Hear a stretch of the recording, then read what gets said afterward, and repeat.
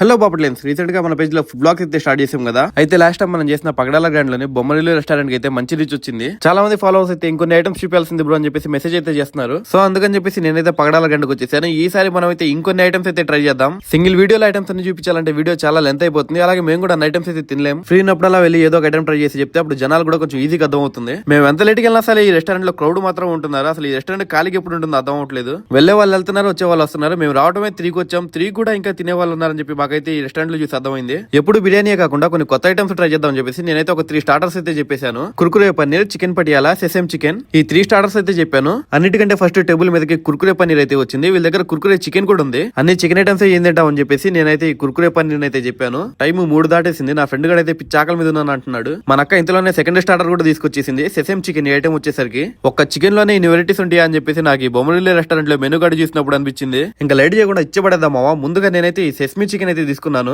బయట ఇప్పుడు ఇలాంటి స్టార్టర్ అయితే తినలేదు. టేస్ట్ అయితే చాలా బాగుంది. వేడి వేడిగా ఉండడం వల్ల నోరు అయితే కాలిపోతుంది. అయినా సరే మా తమ్ముడు బీటింగ్ ఇచ్చి పడేస్తున్నాడు ఆగట్లా. ఇంకా ఫ్రెండ్ గాడు అయితే వాడికి కుర్కురే పన్నీర్ చాలా నచ్చిందంట.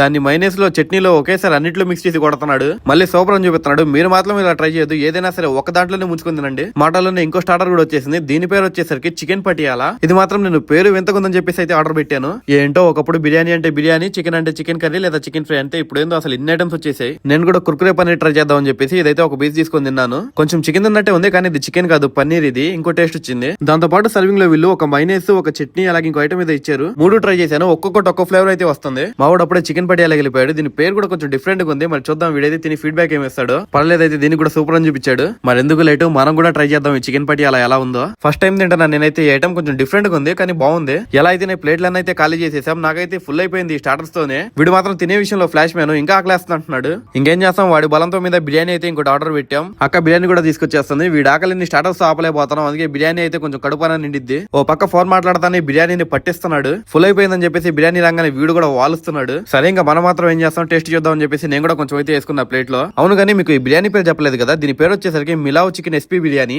బిర్యానీ అయితే మాత్రం చాలా స్మూత్ గా ఉంది. ఇట్టే వెళ్ళిపోతుంది నోట్లోకి. చికెన్ కూడా చాలా సాఫ్ట్ ఉంది. అలా తుంచి ఒక్కొక్కటి నోట్లో పెట్టుకుంటే సూపర్ ఫీల్ వస్తుంది. మరి తిన్నదంతా అరగాలి కదా, అందుకని చెప్పేసి ఫైనల్ టచ్ అయితే థమ్స్ అప్ తో ఇచ్చేసాం. అన్ని ఐటమ్స్ ని ఒక వీడియోలో కవర్ చేయాలంటే కవర్ చేయలేం. అలాగే మేము కూడా తినలేం. సో అందుకని చెప్పేసి ఈసారి ఇంకొన్ని ఐటమ్స్ తో మీ ముందుకు వచ్చేసా. ఈ లోపు మీ బ్యాచ్ లో ఎవరైతే ఫుడ్ లవర్ ఉన్నారో వాళ్ళకైతే ఈ వీడియోని షేర్ చేయండి.